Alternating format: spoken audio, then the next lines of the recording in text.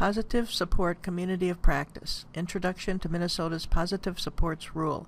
Minnesota Rule 9544, October 13, 2015.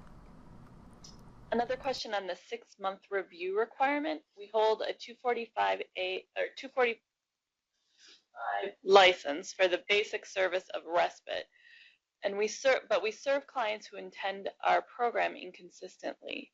How does the 6-month review requirement apply to intermittent service provision? Can you read that last part again? Sure. How does the 6-month review requirement apply when people aren't necessarily there for 6 months at a time? Sporadic attendance. Oh, that's that coming and going. Mm-hmm. Sure. So I think the answer would be it has to do when you serve the person. So it would only be if you serve the person in the last 6 month period would you need to perform that review. So it kind of depends on how often you're serving that person and when.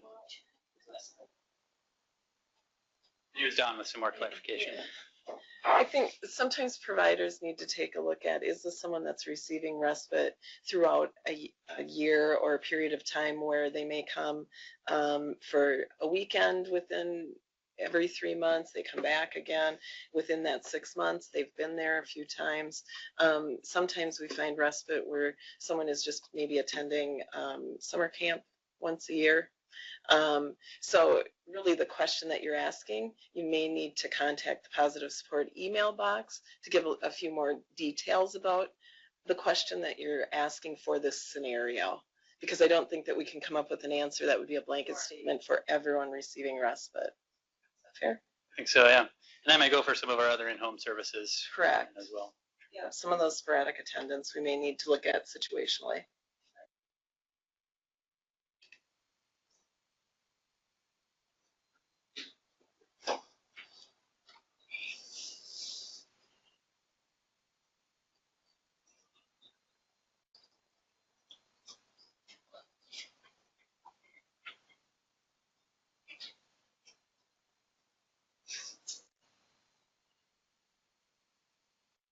Do previous years' trainings, perhaps in the last few years, count towards meeting the new core requirements, function-specific training requirements?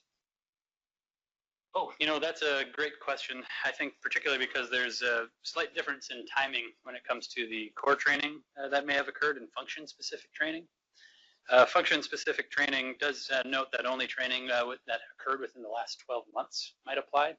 It's different from core training there as well. So the function-specific training does have to happen within the last 12 months to qualify.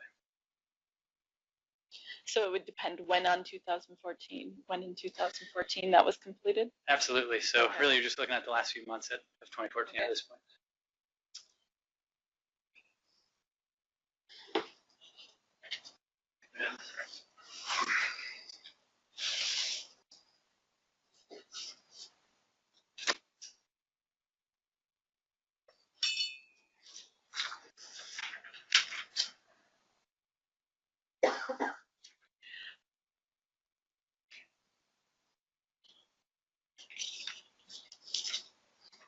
If you are a Rule 203, if you are an adult foster care and that have PCA staff and are staffed by a PCA company,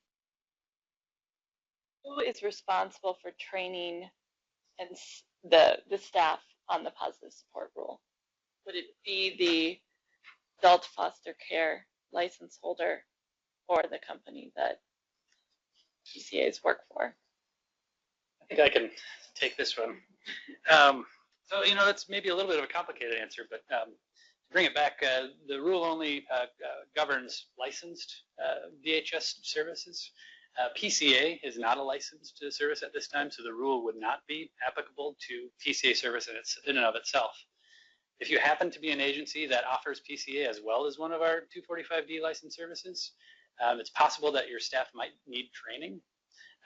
They would need training, again, only if they're delivering a 245D or a 245A licensed service then as well. So in general, PCA staff will not need to have training as required under the Positive Support Rule. But ultimately, if you are, again, one of those license holders that are providing a DHS license service, the license holder would be responsible for providing that training. And the person's development to be disabled or related condition. Right.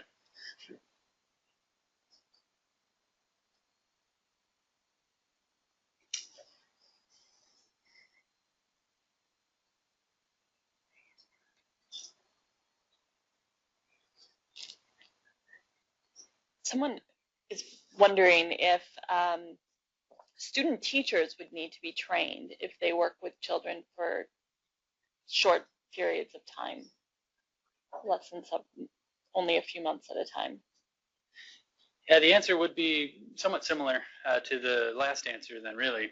If the person is working for a licensed service and offering a licensed service or working at a licensed facility, training would be required. Again, only if you're a 245A license holder serving a person with developmental disability or related condition, or if you're offering a 245D license service.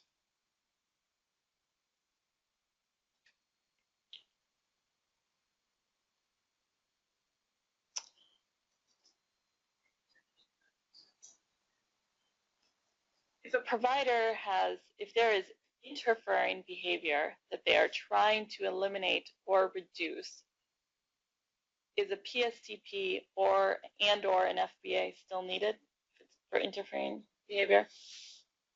Yeah, again, that's a good question. Positive support transition plan is not required just for interfering behavior.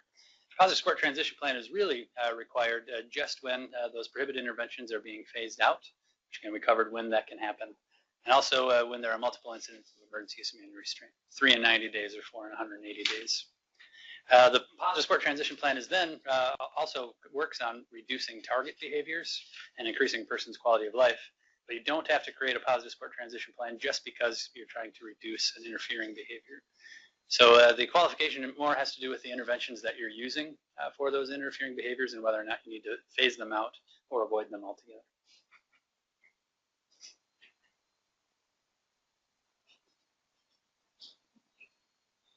And it's probably important to state that most of the types of behaviors, I guess, or the maladaptive behaviors that you're going to deal with as a license holder will fall underneath those interfering behavior titles. So a positive support transition plan and FBA is not required in all of those incidents. That said, we probably should note that an FBA is oftentimes recommended even for interfering behavior, but it's not, again, required by the positive support rule. I think then that would answer this next question. If a client receives behavioral support services and has a functional assessment as part of that service, does that assessment have to include direct observation, quality of life indicators, etc.? I think there needs to be clarification about functional assessment Okay. that they're referring to.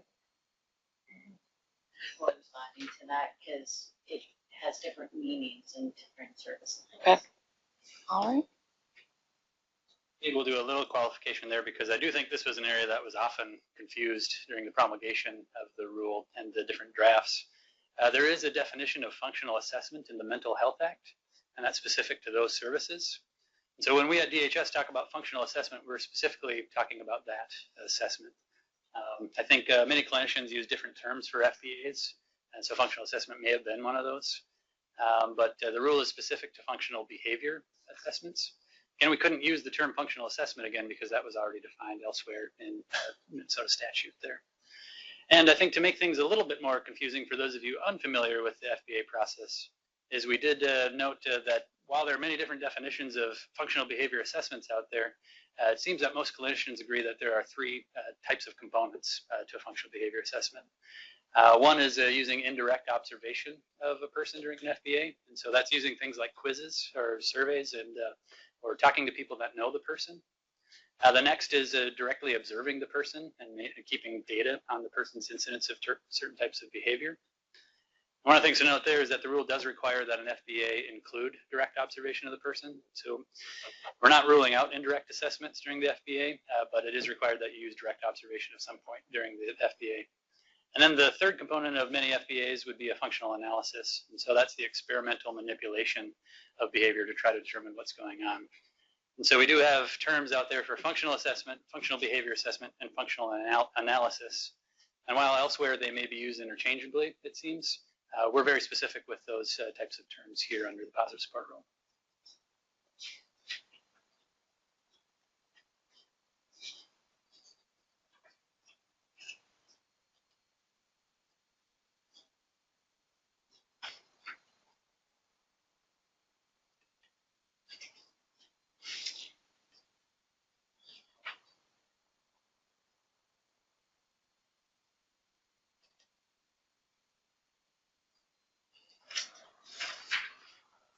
Question from a licensed child care center.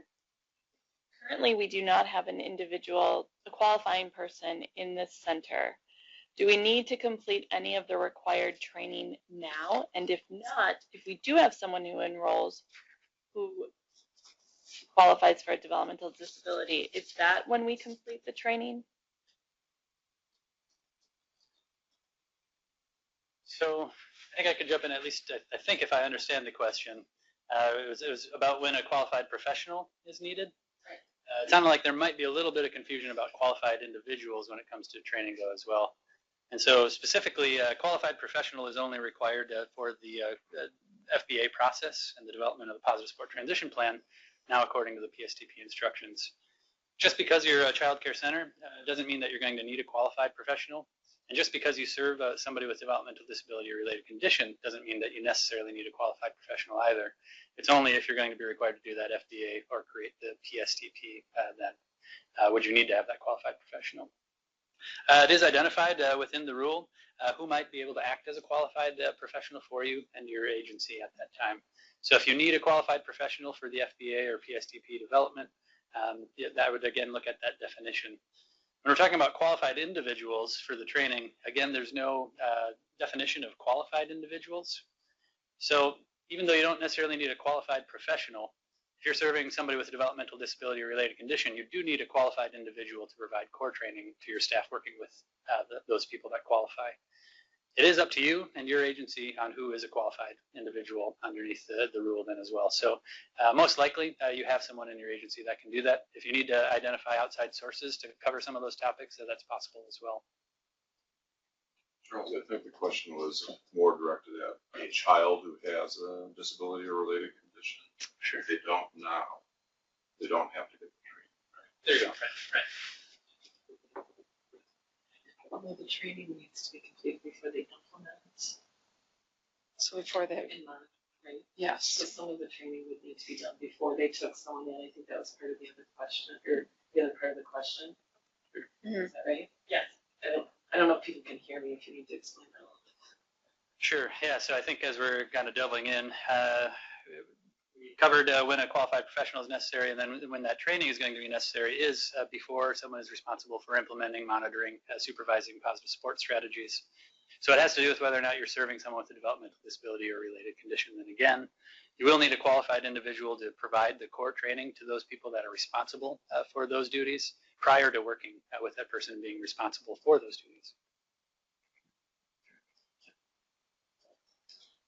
A question on the emergency use, reporting the use of the emergency use of manual restraint, because the reporting has changed slightly as August 31st. Wondering if they need to go back and complete a positive support transition plan if they would have met the new requirements before the requirements changed.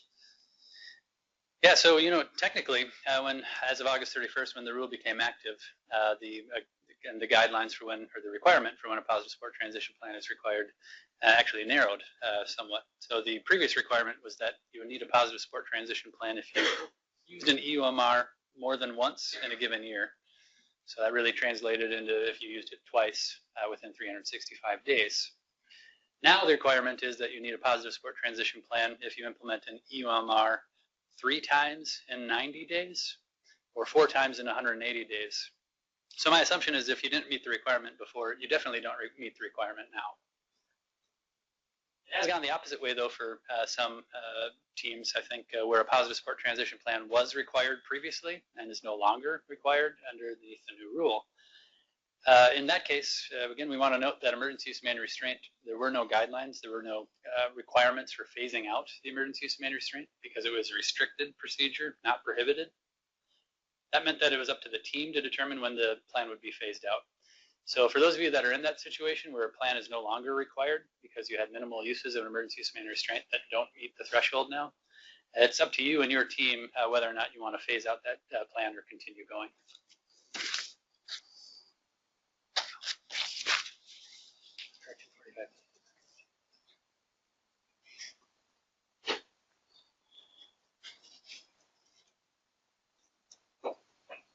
You covered that? Oh, well, I didn't know if we needed to clarify what the decision was on that. Sure. Yep. Oh, because I think the secondary question was whether or not a clock kind of started over. For 245D providers, not necessarily. For everyone else under 245A, the clock definitely started on August 31st. So we're not looking backwards at emergency use of manual restraint for anyone that wasn't under any other previous regulation.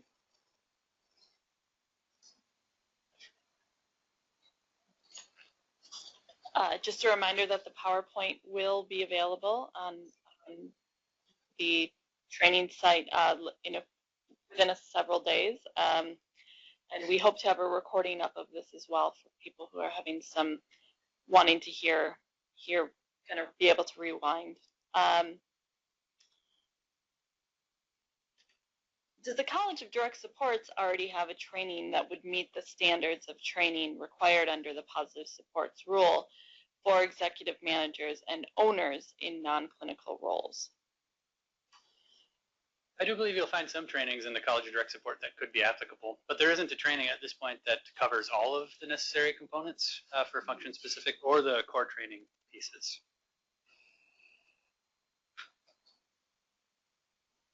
You know, and I think one of the other questions is we've been doing a number of these trainings on the rule is whether or not training such as this could qualify towards the needs for core training. And it is possible that it could, but we want to note that we're not having any type of competency or demonstration of knowledge exam after this, and that's one of the key components to anything that qualifies as training under the core training. So for this to qualify, somehow you as a license holder will need to make sure that the people that go through this training, go through this information session, are able to demonstrate knowledge and competency about the topic matter. So that's not anything that we're doing, that would be on you to provide that. Well, follow up, Charles. So right now, is there any single place that a licensed provider can go to get the 8-hour core training? Is there any out of the U of M resources or the College Direct Support? We do. So the U of M doesn't yet. They are developing this kind of the similar training that we have on TrainLink right now on the Positive Support Rule. It's not going to cover all of the obligations for those 8-hour training. And again, they have some other trainings that are specific to person-centered planning and positive behavior support that might qualify, but they don't have a comprehensive training that covers all of the requirements under core training or function-specific. We have heard from private providers that are developing these as well. And so it is possible that you might find out there are other private providers that are offering training that are meant to fulfill the requirements of the rule.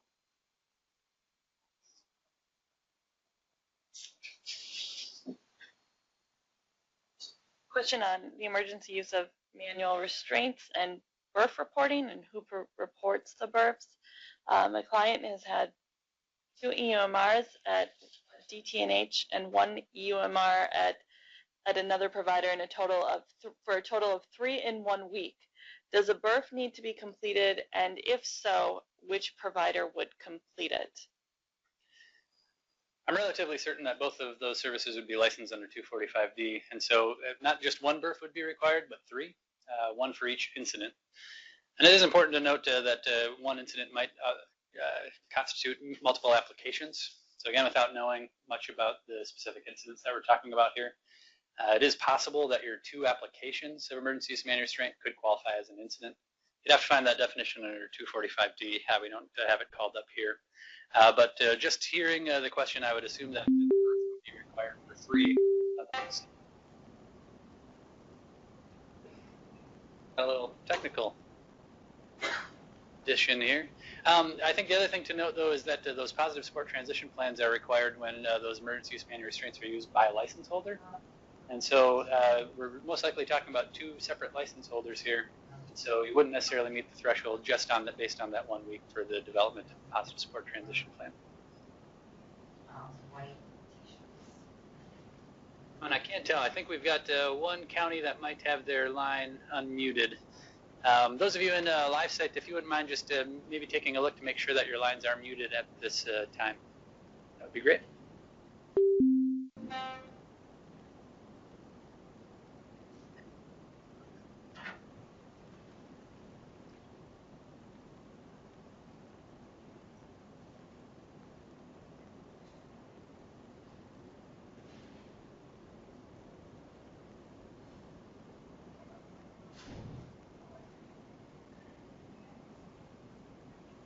I think we're good.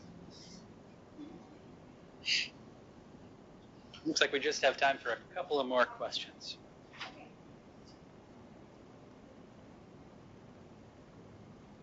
Um, I think we are still picking up one of the county sites. Again, if you wouldn't mind taking a look and making sure that your line is muted.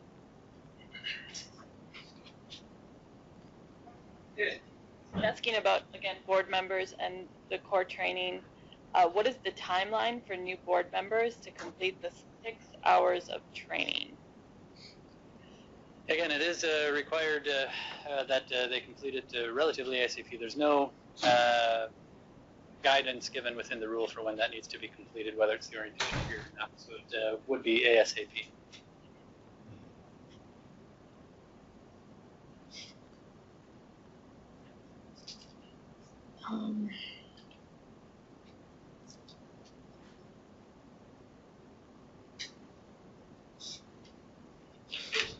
Questions go through. Again.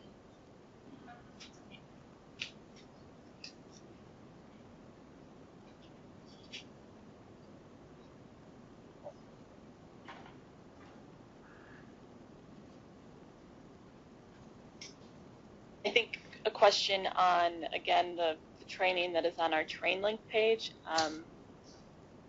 wanting to clarify that it is part of the core training, can be considered part of the core training. Yeah, so I think it definitely could, and the important thing would be to note which areas of the core training that it could cover. It's definitely not going to cover all, and it's definitely not long enough to cover all, even if we're covering each of those topics. It is only specific to some of the requirements around the positive support rule, such as the prohibited interventions and staff duties around the use of certain restrictive interventions. So it's possible that it could meet some of your needs. The nice thing about that training then as well is there is an assessment at the end, because that is the commissioner's assessment. So there is an assessment of knowledge and competency based in that test as well. So all you would really need there was proof of completion of that training to qualify. Some more questions on the timelines with emergency use of manual restraint. So this one specifically says, if someone under 245D had more than one UMR within a year, but they have not had more than 3 in 90 days, when would they need to submit a PSTP? Would they, I guess, do they need to go back the past year, or does the time start? Yeah, for a 245D provider, they would look at the past, but again, the new timelines prevail, and so we're only looking at the past 90 or 180 days, so it all depends on when that emergency use manual restraint would have taken place. If you're only looking at one, again, you would need multiple. It would have to have been within the last 90 or 100 days, and you'd either need another 2 or 3, depending on the time period, emergency use manual restraints to qualify for PSTP. And I think I got away with using at least 4 acronyms in that explanation, and I hope if you can understand what I just said there, you passed today's course.